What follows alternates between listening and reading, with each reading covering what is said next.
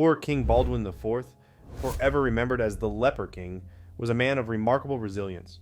Despite the terrible affliction that tormented him during his brief life, he ruled the kingdom of Jerusalem with unwavering determination. How did he manage to lead while suffering from such severe health problems? And did the role of King of Jerusalem come with good health and dental insurance?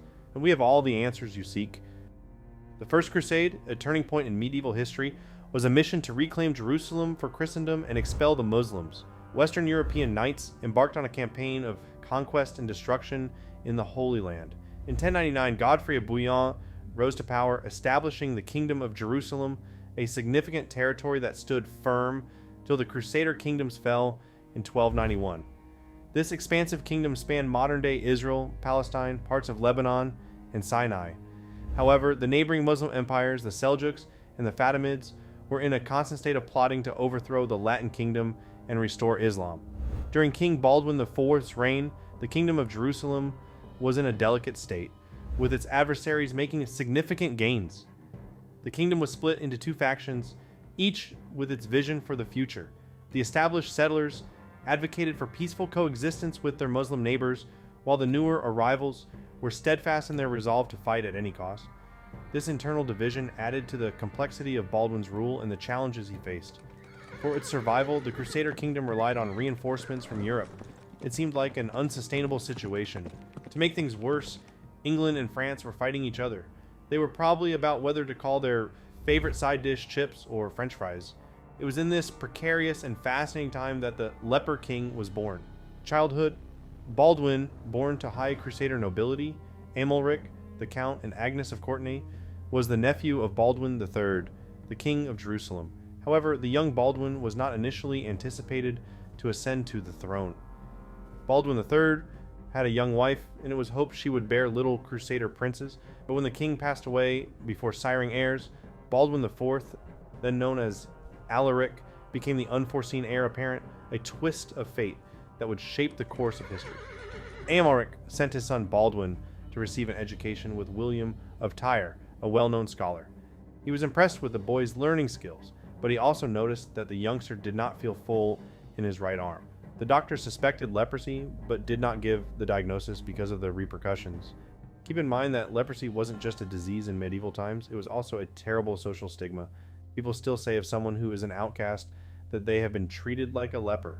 Back then, patients of the disease were placed in leprosy colonies.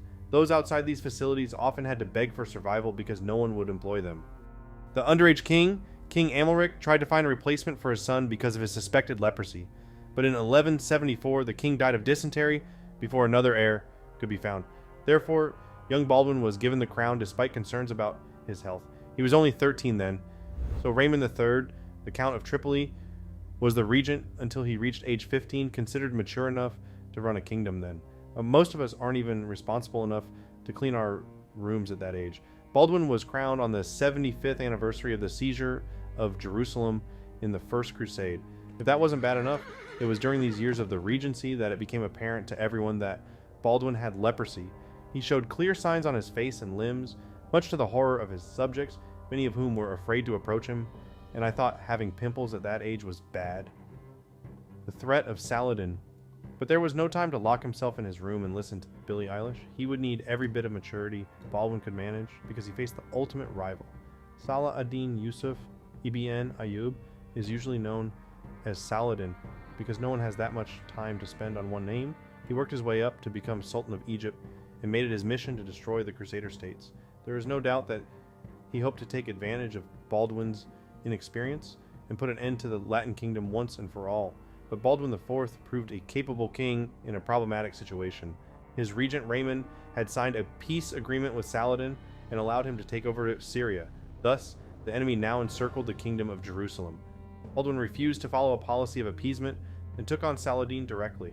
In his first military campaign, Baldwin led the troops himself, braving that awful health condition, in a raid on Aleppo and Damascus.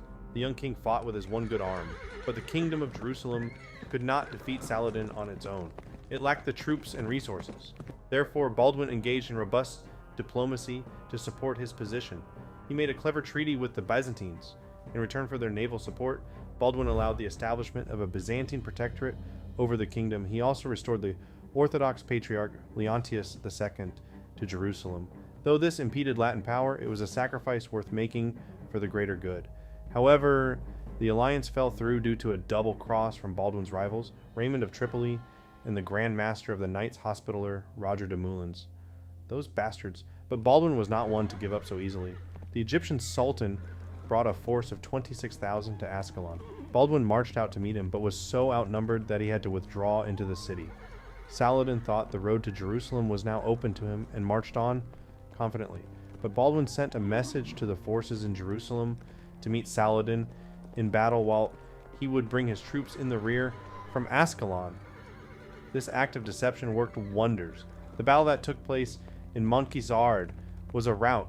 The Crusaders were triumphant and chased Saladin's army out of the kingdom. It is said that only 1 in 10 of the invading army survived. Since Baldwin did not have the forces to chase the enemy into their homelands, he decided to fortify the kingdom instead. He built the Chastelet castle on the upper river Jordan. Saladin was concerned and offered a bribe to Baldwin to cease construction, but he would disagree. In the meantime, the LeperKing kept riding out on incursions in the borderlands to protect sheep and local farmers.